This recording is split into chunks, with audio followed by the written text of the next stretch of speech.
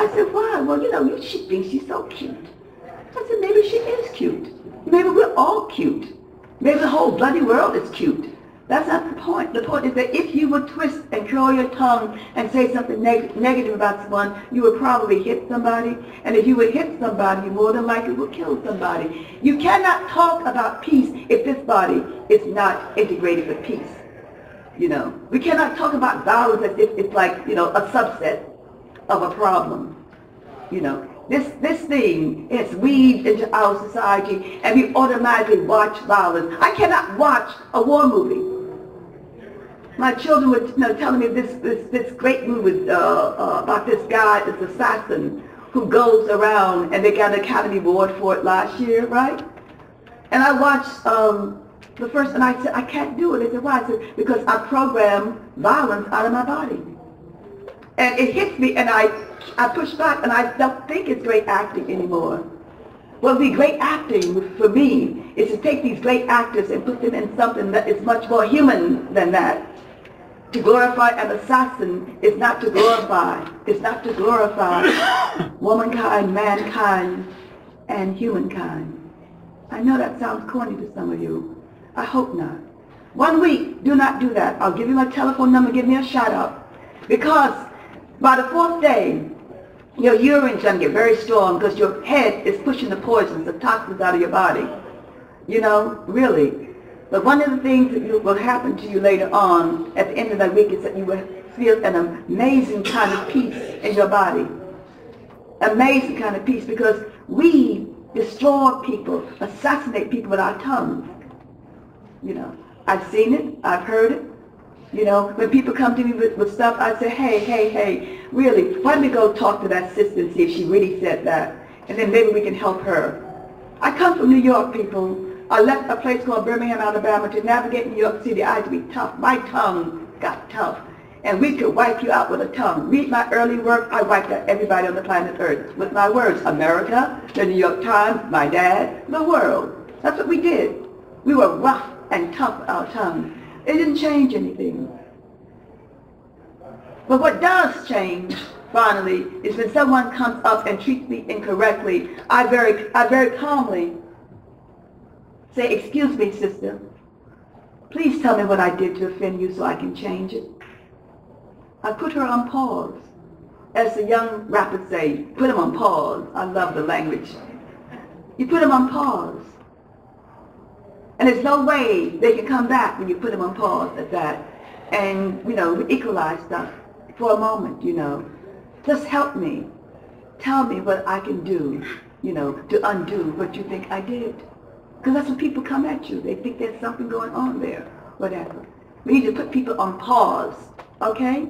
And we need to teach our children also. So one of the things, so my number is 215-842-3153. Give me a shout out if you can do it. If you lose it within 4 or 5 days, stop, wait 2 weeks and go back until you can do it. Then give me a shout out, okay? Then I'll tell you what we should be doing next after this too. This is all about peace. Well, what I did is that I started saying at the universities, when I was brought into a university, they hooked me up with a high school. I want to go to a high school. I want to talk to young people because there's a lot of violence going on in these high schools, right? And I went to a place called Mega Evers, and I did a conversation with Talib Kweli. And, you know, because I believe in cross-generational stuff. And we had like children, people from 8 to 85 and 40 and 30 and 20 and 18 in between and 50 and 60. And we were able to say to people, there is no divide here. We might disagree with some stuff, but don't we all disagree with some stuff, right? The next day they brought in the high school students. And I read the poetry to them. There was some guy sitting in the back like, yeah, well, I read your work. Yeah, it's okay. There's nothing you can teach me probably, right? Young Puerto Rican sister raised her hand at the end, Q&A, and said, Professor Sanchez, you grew up in New York City. Can you possibly tell me how you survived New York City, how you survived Harlem at 17? She said, I want to survive. And those young brothers sitting in the back like this kind of turn their bodies forward and lean forward because everybody wants to stay alive, people. And I went and sat on the edge of the stage and talked about what I did. I said, might sound corny to some of you, but hey, this is how I did it, right? I got up, you know, and started to come down the stage, and then I stopped halfway down, turned around, came back up the steps, got on the center stage, and the students would clap. They said, well, what's wrong? They thought I hurt myself or something. I said, no. I said, no, I'm not going to ask you to survive. I am going to demand that you survive. I'm going to demand your survival. I said, because sometimes what I said to them, sometimes we have to step away to have another day. I told them, my job is to have a contract with life, not death with you. So I said, 1 week, 1 year from today, we will meet. You will walk into this auditorium and tell me how you survived. Because we're going to have a contract with life, not death. And that happened. And what I remember as I was autographing books and giving them books and a CD, a couple of CDs, a young black man leaned down and said to me, I don't know, he looked like he was about, I don't know, 16 or 17. He said, nobody ever cared whether I lived or died, Professor Sanchez, thank you. And you know how you want to break down and cry and flail and say, what kind of world do we have today where people can actually say they don't care what happens to children? A child can say no one cares whether he lives or dies. And I looked up, I said, bend down, you're too tall for me to reach you. And I hugged them and kissed them. I care. A lot of people care. And I want you to be the first one to come through that door next year. And he was. And it was then that I cried.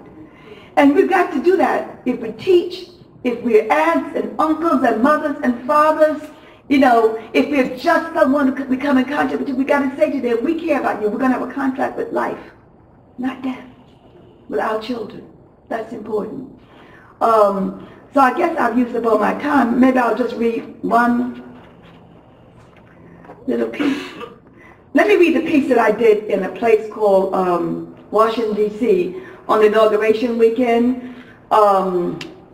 Martin Luther King III celebrated Brother Martin's birthday. They do it every year there on a Sunday. And he asked me would I do a poem, read a poem for Brother Martin. It's called Morning Song and Evening Walk 1. Tonight in need of you and God, I move imperfect through this ancient city. Quiet, no one hears, no one feels the tears of multitudes, the silence thickens. I have lost the shore of your kind seasons. Who will hear my voice? Nasal against distinguished actors. Oh, I am tired of voices without sound. I will rest on this ground full of mass hymns too. You have been here since I can remember, Martin. From Selma to Montgomery, from Watts to Chicago, from Nobel Peace Prize to Memphis, Tennessee, unmoved among the angles and corners of aristocratic confusion. It was a time to be born, forced forward, a time to wander inside drums, the good times with eyes like stars and soldiers without medals or weapons but honor, yes. And you told us, the storm is rising against the privileged minority of the earth, from which there is no shelter in isolation or armament. And you told us the storm will not abate until a just distribution of the fruits of the earth enables men and women everywhere to live in dignity and human decency. 3.